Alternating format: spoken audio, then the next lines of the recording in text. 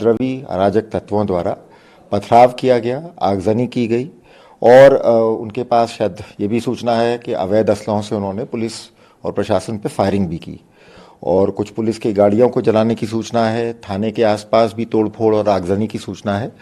तो घटना की जैसे ही सूचना मिली, वहाँ तुरंत जो हमारे डीआईजी कुमाऊं हैं वो भी मौके पे पहुंचे और आसपास के जनपदों से अतिरिक्त पुलिस बल भी वहाँ भेजा गया है और साथ ही साथ राज्य सरकार द्वारा एमएचए से इसमें अतिरिक्त पुलिस बल की मांग भी की गई और 4 कंपनी हमें एडिशनल सेंट्रल फोर्सेस भी तत्काल एमएचए द्वारा उपलब्ध करा दी गई हैं।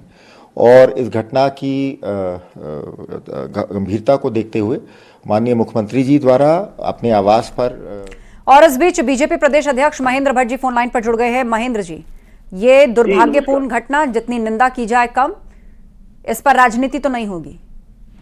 बिल्कुल राजनीति नहीं करनी चाहिए। बहुत ही दुखद घटना है और प्रशासन सख्ती से निपटेगा। अभी स्थिति नियंत्रण में है। माननीय मुख्यमंत्री जी ने इस संदर्भ में एक बड़ी मीटिंग निश्चित रूप से की है और अभी जो जानकारी मिल रही है वहाँ के डीआईजी सब लोगों से बातचीत होने के बाद इसे काफी काबू में। लेकिन जिस व्यक्ति ने भी गाड़ियां तोड़ी हैं, पत्रकारों का दुर्व्यवहार किया है, ऐसे व्यक्ति बख्शे नहीं जाएंगे। सब सलाखों के अंदर होंगे और शांति व्यवस्था बनी रहे, इसके लिए सब राजनीतिक प्रयास भी होने चाहिए।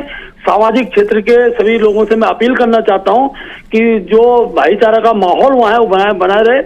1-2 लोग होते हैं जो कब्जे करते इस प्रकार का माहौल खड़ा करते हैं, उनके चुंगल से वो बचें और उत्तराखंड देवभूमि का जो माहौल है उसको खराब करने का जो भी प्रयास करेगा उसके साथ सख्ती से निपटा जाएगा। जी चलिए, आप कह रहे हैं कि सख्ती से निपटा जाएगा, लेकिन जब कांग्रेस से इसकी प्रतिक्रिया मांगी गई, वो कह रहे हैं कि हिंसा तो हर तरीके से निंदनीय है, लेकिन साथ ही साथ वो इस तरफ भी इशारा कर रहे हैं कि इसके दूसरे पहलुओं को भी देखना चाहिए, मतलब दूसरे तरफ की कार्रवाई। अब ये दूसरा तरफ कौन सा तरफ है?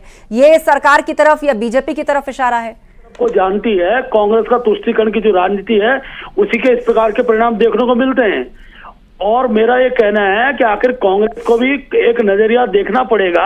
आखिर जिस प्रकार कब्जे उत्तराखंड देवभूमि के अंदर हो रहे हैं, इस प्रकार का माहौल खड़ा कर रहे हैं और गिनती के लोग कब्जेदारी होते हैं, उसमें किसी समाज किसी धर्म का कोई लेना देना नहीं होता है। ऐसी स्थिति में कब्जे हटाने की कार्रवाई होती है। अभी निर्माण कारोबार पर सीमित भूमियां हैं, उसी में हमने उद्योग लगाने हैं, उसमें हमारे कल कारखाने लगने हैं।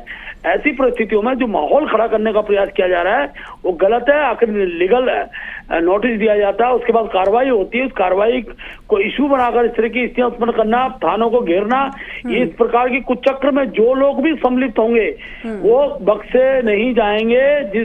और सबकी कुर्की होगी। घर उनके चाहे कोई व्यक्ति हो, किसी कितना बड़ा भी वो बदमाश हो, उसको बख्शने का कोई स्थिति नहीं बनेगी। ज्यादा वक्त नहीं हुआ, हल्द्वानी में जब रेलवे लाइन की जमीन का मामला सामने आया था, उस वक्त भी तुष्टीकरण की राजनीति के आरोप लगे थे। बिल्कुल निश्चित रूप से आखिरकार न्यायालय ने कोई निर्णय लिया, उसको सब लोग मानते हैं और इस प्रकार के जो भूमि कब्जा किया जाता है उसको हटाने का प्रयास होता है। क्यों एक ही स्थान क्यों देख रहे हैं? हमारे केदारनाथ घाटी के अंदर जब केदारनाथ धाम की यात्रा, वहां सड़क किनारे जो सारे खोखे सब हटाए, किसने विरोध किया? इस प्रकार का माहौल बनता है। आपको अपनी बात कहने का अधिकार है, न्यायालय में आप जाएं, न्यायालय अपनी बात को बोले। इस तरह से आगजनी करना, पुलिस पर पथराव करना, ये तो किसी भी हालत में स्वीकार नहीं किया जा सकता। इस प्रकार के लोगों को दंड मिलना चाहिए और मैं प्रशासन से मांग भी करूंगा उनकी सूचीबद्ध चीजें उनके नाम दर्ज हों और उनको कड़ी से कड़ी सजा दी जाए। चलिए, बातचीत के लिए शुक्रिया महेंद्र भट्ट जी। और इस बीच कांग्रेस प्रदेश अध्यक्ष करण महारा ने कहा कि पुलिस प्रशासन फेल नजर आया है, भड़काऊ बयान देने वाले अधिकारियों पर एक्शन हो। एक अधिकारी ने भी वहां भड़काऊ बयान दिए हैं, पुलिस की तरफ से लापरवाही हुई है, यह आरोप करण महारा ने लगाया। कांग्रेस प्रदेश अध्यक्ष करण महारा का यह आरोप है।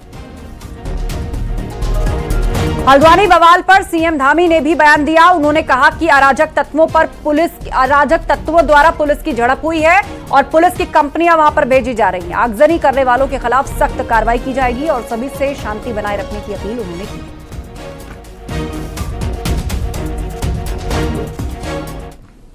न्यायालय के आदेशों के क्रम में प्रशासन की टीम अवैध अतिक्रमण को हटाने गई थी।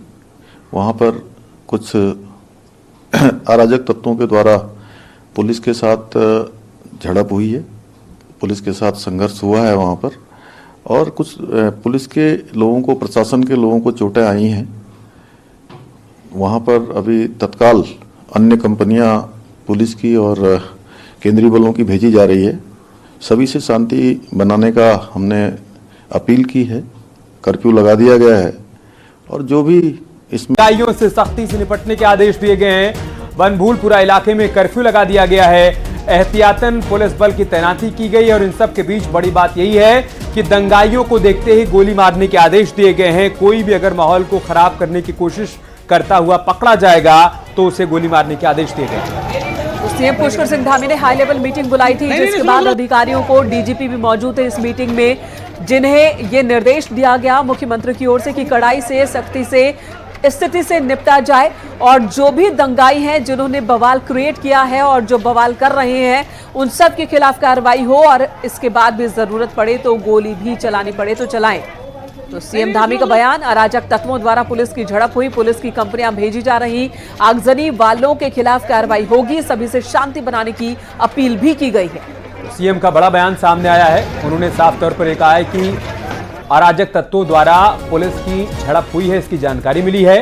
पुलिस की कंपनियां मौके पर भेजी जा रही हैं। आगजनी वालों के खिलाफ कार्रवाई की जाएगी, कठोर कार्रवाई की जाएगी।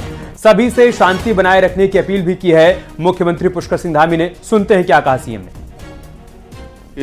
बनभूलपुरा क्षेत्र में न्यायालय के आदेशों के क्रम में प्रशासन की टीम अवैध अतिक्रमण को हटाने गई थी। वहां पर कुछ अराजक तत्वों के द्वारा पुलिस के साथ झड़प हुई है, पुलिस के साथ संघर्ष हुआ है वहां पर, और कुछ पुलिस के लोगों को, प्रशासन के लोगों को चोटें आई हैं। वहां पर अभी तत्काल अन्य कंपनियां पुलिस की और केंद्रीय बलों की भेजी जा रही है। सभी से शांति बनाने का हमने अपील की है। कर्फ्यू लगा दिया गया है और जो भी इसमें दंगाई होंगे, जो भी इस प्रकार का अतिक्रमणकारी होंगे जिन्होंने आगजनी की है, उनके खिलाफ कठोर कार्रवाई की जाएगी। तो शांति की अपील मुख्यमंत्री ने की, साथ ही कठोर कार्रवाई की बात भी कही है। शैलेंद्र नेगी ग्राउंड जीरो से हमारे साथ मौजूद है, पल पल की तस्वीरें वो भेज रहे हैं। शैलेंद्र, सबसे पहले तो ये बताएं मौजूदा हालात क्या हैं? सेंट्रल फोर्स भी वहां पहुंच रही है, पीएसी और संख्या बढ़ा दी गई है, मौजूदा स्थिति क्या? बिल्कुल, जो आसपास की सेंट्रल फोर्सेस थी, जो आईटीबीपी का सेंटर है, एसएसबी का सेंटर है, वहां से ये जो अर्धसैनिक बलों के जवान हैं उनको मोबिलाइज किया गया है। वो जल्द ही इस इलाके में तैनात हो जाएंगे। जो आरएफ के जवान है, रैपिड एक्शन फोर्स के जवान, उनको तैनात किया गया। और एक जो बड़ी खबर सामने आ रही है वो ये आ रही है कि उत्तर प्रदेश से भी, यानी जो पास का जिला है बरेली और रामपुर, वहां से भी फोर्स को वो अगर जरूरत पड़ी तो वहां से भी बुलाने की तैयारी है। लेकिन अभी इस बीच में जो पीएसी के जवान है वो सब तैनात किए गए हैं। और इस तरफ मैं दिखाऊं कि जहां भी आपकी निगाह पड़ेगी इस समय पुलिस के जवान पूरी तरीके से मूव कर रहे हैं, पुलिस के जवान मूव कर रहे हैं, सायरन्स मूव कर रहे हैं, यानी एम्बुलेंस है, चारों ओर आपको एम्बुलेंस की आवाजें सुनाई दे रही हैं। और ज्यादा से ज्यादा पुलिस के जवानों को यहां तैनात किया गया है ताकि हालात को जो है समय रहते नियंत्रण किया जा सके। अभी मैं दिखाऊं, ये यहाँ पर कोतवाली के इंस्पेक्टर हैं, वो पहुंचे हुए हैं। पवन, आइए अंदर हम दिखाते हैं कि ये कुछ संभवतः इसमें कुछ घायल यहाँ पर पहुंचे हुए हैं। जो इलाके में, बनभूलपुरा इलाके में जो लोग फंसे हुए हैं उन लोगों को लाया जा रहा है। वो पुलिस के जवान जो कार्रवाई के दौरान वहां गए थे, वो लोग वहां पर फंसे रह गए थे, उन लोगों को एक एक करके यहाँ पे लाया जा रहा है। और ये लोग, मैं दिखाऊं कि कई सारे जो हमारे पुलिस के जवान हैं उन्हें गंभीर चोटें आई हुई हैं, उन सबको यहाँ लाया जा रहा है। और बेस हॉस्पिटल के ये ठीक बाहर में इमरजेंसी में आपको दिखा रहा हूँ कि आखिर किस तरीके की वहां पे चीजें रही होंगी वहां पर, क्योंकि पहले से ऐसा लग रहा था कि पत्थर पहले से दंगाइयों ने रखे हुए थे। और यही वजह है कि अब मैं दिखाता हूं आपको पीछे, अगर मैं क्लोजली आपको दिखाऊं तो ये एक घायल को यहाँ पे लाया गया है, जिनको दंगाइयों ने अपना निशाना बनाया, इस कार्रवाई के दौरान अपना निशाना बनाया, ये उनको यहाँ पर लाया गया है। तो इस तरीके से यहाँ पर लगातार देखने को मिल रहा है कि जो पुलिस के जवान हो या फिर या सिविलियन हो या पत्रकार हो, उनको लगातार वहां पर लोगों ने निशाना बनाया। और ऐसी ऐसी तस्वीरें सामने आ रही हैं, ऐसी ऐसी कहानियां सामने आ रही हैं। कई सारे हमारे पत्रकार साथी जो वहां फंसे रह गए, वो ऐसा खौफनाक मंजर, ऐसा खौफनाक बातें बता रहे हैं कि वो बयां भी नहीं की जा सकती। तस्वीरें भी बयां कर रही हैं कि सब कुछ सुनियोजित तरीके से वहां पर किया गया। माहौल को खराब करने की कोशिश की गई, पहले से पत्थर वहां पर इकट्ठा किए गए थे और उसके बाद आगजनी भी की गई। और जैसा शैलेंद्र बता रहे हैं कि अभी सिचुएशन अंडर कंट्रोल है, लेकिन स्थिति तनावपूर्ण बनी हुई है। बहुत शुक्रिया शैलेंद्र आपका हमारे साथ जुड़ने के लिए और जानकारी हम तक पहुंचाने के लिए।